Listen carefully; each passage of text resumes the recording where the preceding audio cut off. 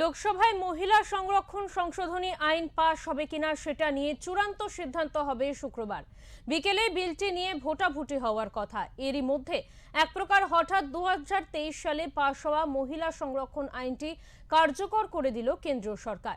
এখন নরেন্দ্র মোদী সরকার ফের সংবিধান সংশোধন করে নতুন জনগণনার ব্যাপারটি তুলে ধরতে চাইছে। সরকার চাইছে 2021 সালের জনগণনার ভিত্তিতে অথবা বর্তমান আসনের আনুপাতিক হারে আসন পুনর্বাসন করে দিতে।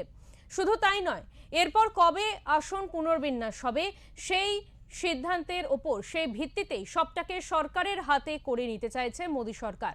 নতুন আইন পাশ হলে আর সংবিধান সংশোধনের প্রয়োজন পড়বে না, তাতেই তীব্র আপত্তি বিরোধীদের। সেই নিয়ে বিতর্ক চলছে।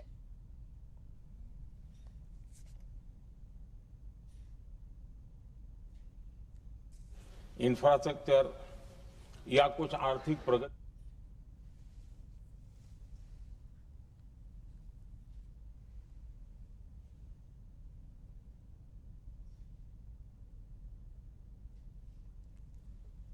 हरण में साच अर्थ में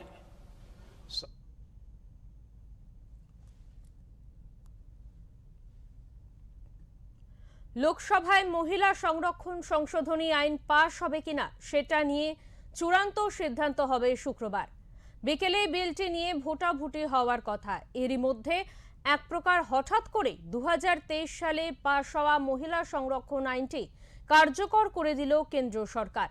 এখন নরেন্দ্র মোদী সরকার ফের সংবিধান সংশোধন করে নতুন জনগণনার ব্যাপারটি তুলে দিতে চাইছে। সরকার চাইছে 2011 সালের জনগণনার ভিত্তিতে অথবা বর্তমান আসনের আনুপাতিক হারে আসন পুনর্বিন্যাস করে দিতে। শুধু তাই নয়, এরপর কবে আসন পুনর্বিন্যাস হবে সেটা কিসের ভিত্তিতে হবে সবটাকেই সরকারের হাতে করে নিতে চাইছে মোদী সরকার। নতুন আইন পাশ হলে আর সংবিধান সংশোধনের প্রয়োজন পড়বে না, তাতেই তীব্র আপত্তি বিরোধীদের। সেই নিয়ে চলছে বিতর্ক।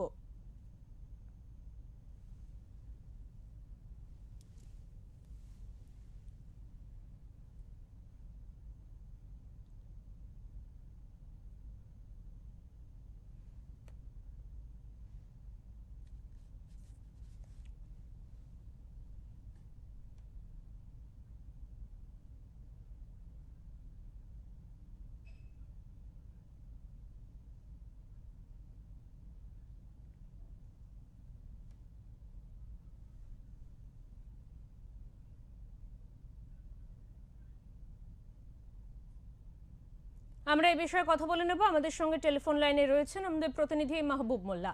মাহবুব, যে বিষয়টি এই মুহূর্তে আমরা নজরপাত করেছি যে এই যে বিরোধীরা এই বিল পাশ করার ক্ষেত্রে যে বিরোধিতা করছে, সেক্ষেত্রে সম্ভাবনা ঠিক কতটা রয়েছে এই বিল পাশ হওয়ার?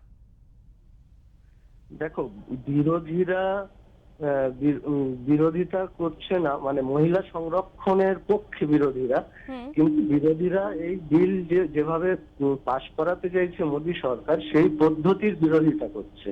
কারণ হচ্ছে বিরোধীরা বলছে যে আসন পুনর্বিন্যাস বিল এবং কেন্দ্রশাসিত অঞ্চল আইন সংশোধনী বিল, এই মহিলা সংরক্ষণ বিলের সঙ্গে এই দুটি বিলও পাশ করাতে চাইছে মোদী সরকার।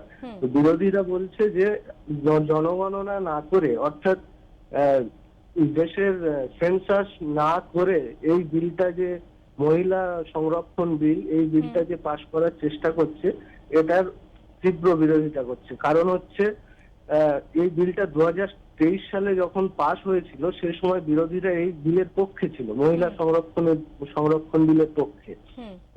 তখন বলা হয়েছিল যে জনগণনার পরে সংসদের আসন পুনর্বিন্যাস হবে এবং তারপর সেই যত আসন হবে তার 33% সংরক্ষিত হবে মহিলাদের জন্য।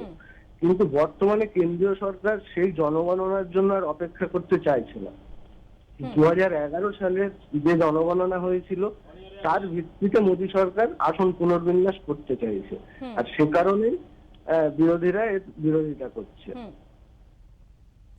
তাহলে সেই ক্ষেত্রে মাহবুব, লোকসভাতে এই বিষয়ে যে ইলেকশন শুরু হয়েছে এবারে 16 তারিখ থেকে, হাওয়া ঠিক কোন দিকে যেতে পারে? হ্যাঁ, লোকসভায় যেটা কালকে অর্থাৎ 16 এপ্রিল যে বিশেষ অধিবেশন শুরু হয়েছে লোকসভায়, এটা হচ্ছে বাজেট অধিবেশনের বর্ধিত অধিবেশন হিসেবে বিশেষ অধিবেশন কেন্দ্র সরকার লোকসভায় শুরু করেছে। তো এই অধিবেশনে যখন বিলটা পেশ করা হয় তখন কিন্তু বিরোধীরা আপত্তি জানিয়েছিল, কিন্তু বিরোধীরা চেয়েছিল যে ভোটাভুটি হোক।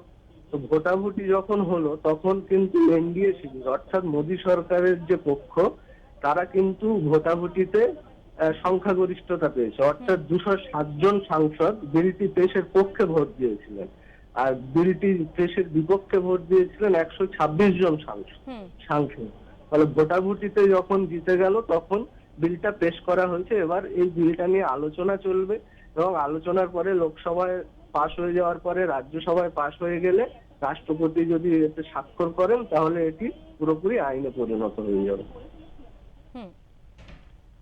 একদম একদম। অনেক ধন্যবাদ মাহবুব তোমাকে।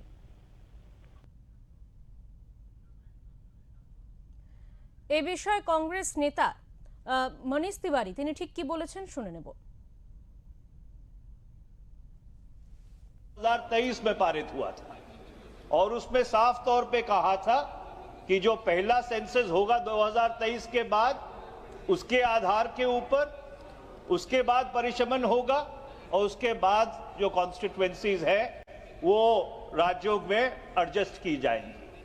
पिछले 30 महीने में ऐसा क्या बदल गया कि 2023 के बाद के सेंसस की बात करने वाली सरकार आज 16 साल पीछे 2011 के सेंसस पे पहुंच गई। इस बात का जवाब सरकार की तरफ से अभी तक तो अब तक की बहस में आया नहीं है।